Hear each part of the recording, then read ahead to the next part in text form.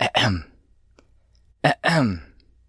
What do you want, genetically modified skeptic? I said you can't be a cartoon. Too late, but you're supposed to be the channel all about Eric Hovind, right? Yeah. Well, you're doing a bad job. The Food and Drug Administration sent Eric's ministry a legal warning letter in June, and you haven't said one word about it. FDA? You're the pseudoscience woo guy. This isn't just woo. This is lawyers and cash and Christians lying to people. Forget his little movie. Eric's actions could cost people their lives. All right. What do you got? June 29, 2017, District Director Torres-Irizarry of the U.S. Food and Drug Administration sent an official warning letter to Eric Hovind in his capacity as president of Creation Today Ministries. Their web store was, and is, selling B17 amygdalin and bitter raw apricot seed tablets, combined with a book called World Without Cancer, The Story of Vitamin B17. Now, selling the tablets themselves isn't necessarily a problem, but it is when you claim that they're a cure for a disease, which the FDA says that Eric was doing in violation of Section 201G1B of the Federal Food, Drug, and Cosmetic Act.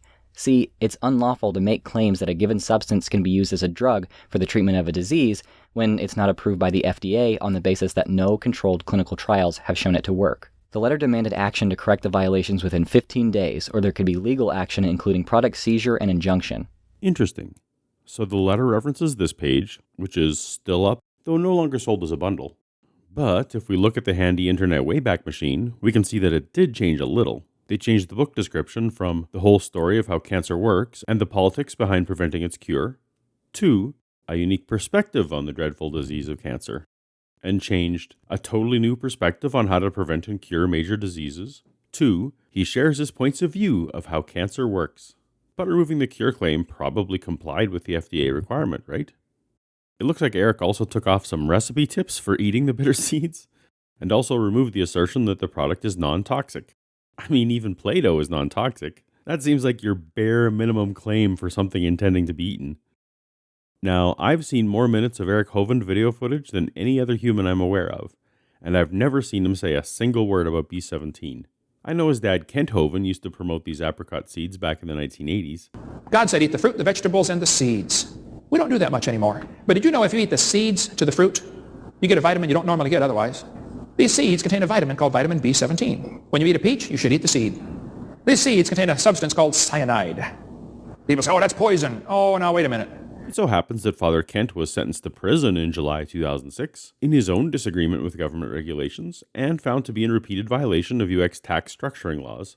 During that time away, Eric took over his dad's ministry and ended up selling all the Dr. Dino assets to his new GodQuest ministry, including quite a bit of product inventory. When I first heard about this B17 FDA complaint against Eric, my initial reaction was that these capsules were probably merely leftover inventory from the old Dr. Dino days that Eric just threw up on the website to get rid of them. But again, Internet Wayback Machine to the rescue, Father Kent's website never sold these B17 products.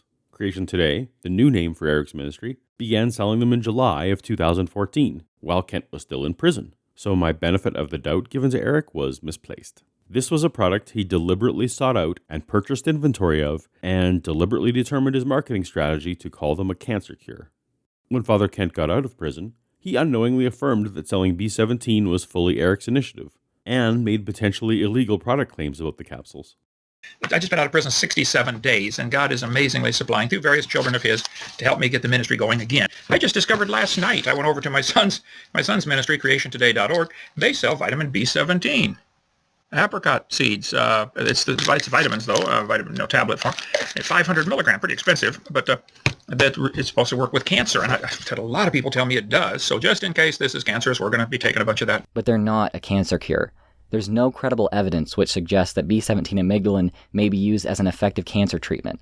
Now, hats off to Thunderfoot for calling out the Hovinds and stating this nearly 2 years ago. Absolutely fantastic work on his part there. The FDA even announced that it wants to crack down on people illegally selling this false hope drug. And that's actually resulted in people going to jail for this. But let's dig a bit deeper to understand just what we're dealing with here. Amygdalin is a plant compound that produces hydrogen cyanide when broken down in the body. It occurs naturally in many raw nuts and in the pits of many fruits. It's been posited that the cyanide it produces acts as an anti-cancer compound. I mean, we already know that cyanide is pretty effective in killing some things, right? Amygdalin has been used in its isolated form as a supposed cancer treatment for a long time, since at least 1845. Since then, it's been studied as a potential cancer treatment with little to show for it. Animal trials have been performed and have shown amygdalin to have little to no effect on cancerous cells. No controlled clinical trial involving human participants has ever been done. Not one. That should be the end of the controversy, but unfortunately it's not. Several case studies have been done, although poorly. They rarely consider more than 30 to 40 cases or utilize objective methods of observation like measuring tumor size rather than subjective ones like asking patients about their symptoms. The best study I found was conducted by the National Cancer Institute in 1982.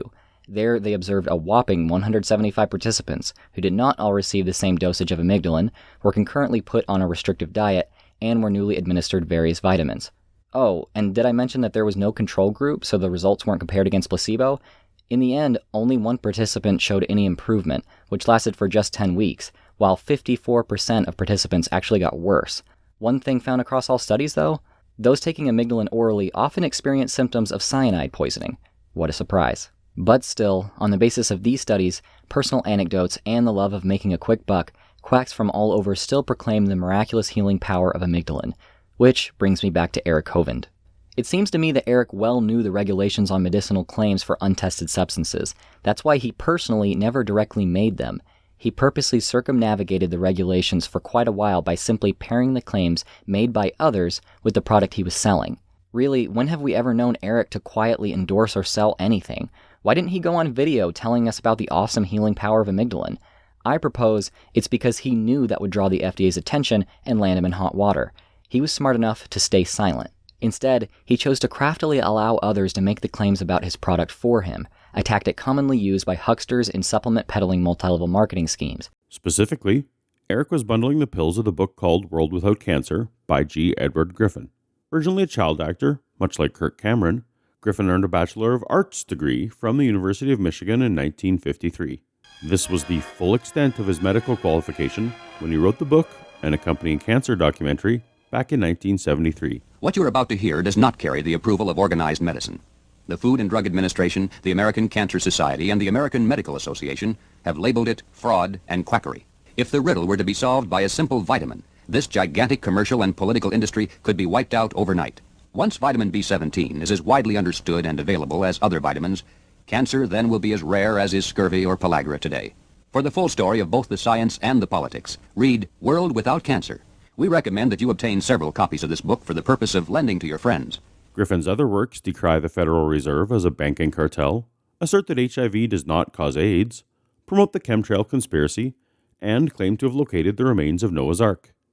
This is the man Eric is leaning on for his medical claims. And even though the claims in the book and the supplements can no longer be sold together, the damage is done. Those interested in buying the supplements from him already know the claims being made about them. And for anyone new to his site, they can still see the claims made about the supplement right there in the related products. As many hundreds of hours of footage as there is of Eric on his show, he's even more often out speaking unrecorded at churches and conferences.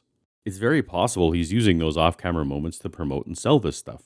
Has anyone heard him in person who could confirm or deny this in the comments? Now, to anyone listening, it's important to realize that attempting to treat cancer, or any disease, with products that have not been proven to work, like this one, is incredibly dangerous.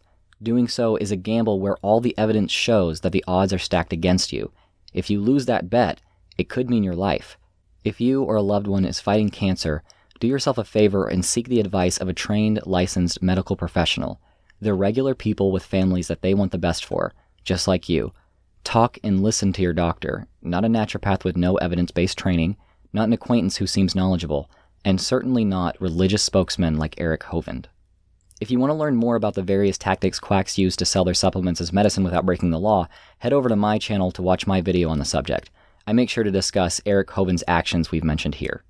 Eric, I know you're in the middle of the hurricane mess down in Florida, and I know you're very excited and distracted about the release of your movie in November, but please, the fact that you were presented with a warning from the Food and Drug Administration, the agency established to keep the population from being harmed by food and drugs, and that your response was merely to shuffle a few words on your website so as to meet the barest of legal minimums to keep your ass out of jail, well, that's far more duplicitous and money-grubbing than any shady wording or marketing that I've called you out for in any of my other videos. I'm a cancer survivor, and I can tell you from months in the cancer ward that these can be some of the most vulnerable, most desperate people you will ever meet. No promise seems too outlandish, especially from a man of God like yourself. And you're right there to take their credit card in the lowest time of their life. 1 Thessalonians 5:22 says to abstain from all appearance of evil. Not abstain from evil, abstain from the appearance of evil.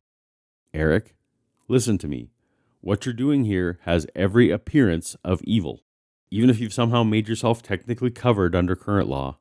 Despite conflicting messages about this in the Bible, I don't believe in punishing the son for the sins of the father. But you have to at least be self-aware of your family history and reputation. This looks awful. Please do the right thing. Stop selling this poison immediately. Go on video and record a message telling everyone what you've learned and advise them that B17 is not a cure for anything. Do the right thing. Well, GMS, thanks so much for coming on my channel and making everyone angry and depressed. You're welcome, I guess. If you haven't already subscribed to the Genetically Modified Skeptic channel, go do so immediately. Not only does he have the single greatest screen name in all of YouTube, but he regularly debunks and mocks alternative medicine and makes me laugh in every video. Except this one. Except this one. Damn it, Drew. Once again, I'd like to give a huge thanks and shout out to my patrons. Check out the Paulogia page on Patreon if you might be interested in supporting what I do here. But more importantly, so you can be notified when we put out new videos trying to fight ignorance with facts and science.